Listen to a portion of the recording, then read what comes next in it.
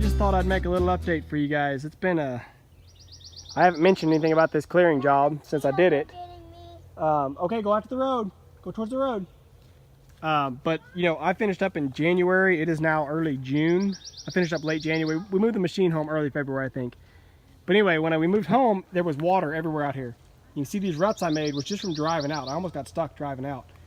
And I've been waiting and waiting and waiting for it to dry out. And then we get a big rain and waiting for it to dry.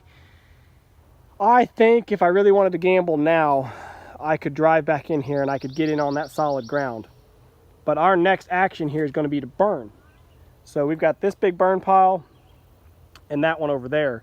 And I wanted to wait until I got the machine in to burn just so I could stir it. But I think what we're probably going to do now is probably try to go ahead and get this burnt, at least for the initial burn. Just light it, let it burn down to whatever it is, and then when I come back in with the excavator, then we'll stir it all up, kind of centralize it, and light it again at that time.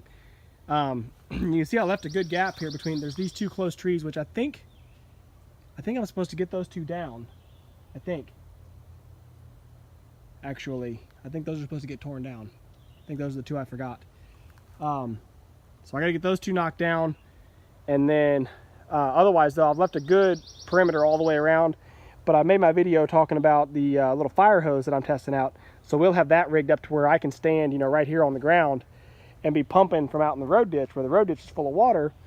And we'll be able to spray this whole pile down just to keep it knocked down a little bit when it starts to get real blazing hot, just so we don't potentially, you know, tip off some sort of forest fire. So I'm not sure exactly when we're gonna get around to doing that.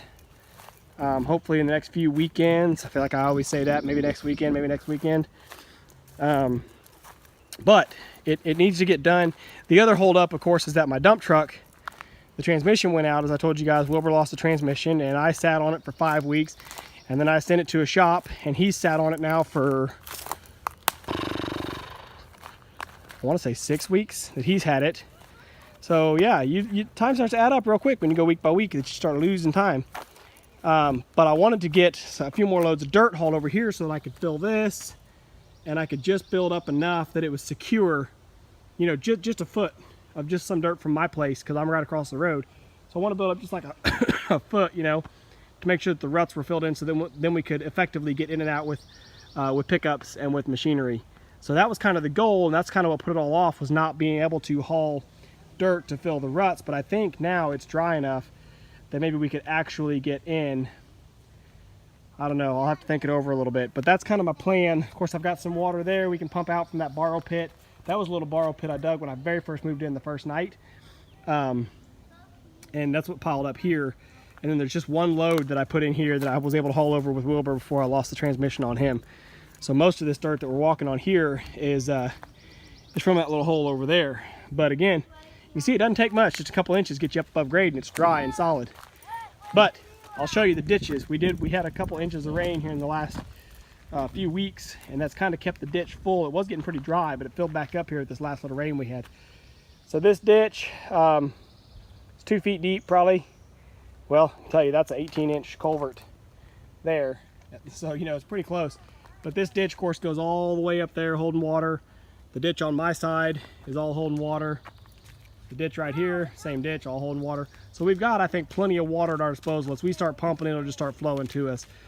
So we'll pump out of this one first, and then if for some crazy reason that one goes dry, we'll set the pump over on this side of the road, and we'll just park a pickup or something to protect it, and we'll just pump across the road to have water. But like I said, I think we'll have all the pumps and everything rigged up and ready, and then we will light the piles and you know, have the pump ready to go, and then we'll just start spraying it down. We'll soak all the trees down, the near perimeter trees, we'll soak them down first as we light the pile, and then we'll just have the water there on the ready to start spraying it down if we feel like it's getting crazy hot.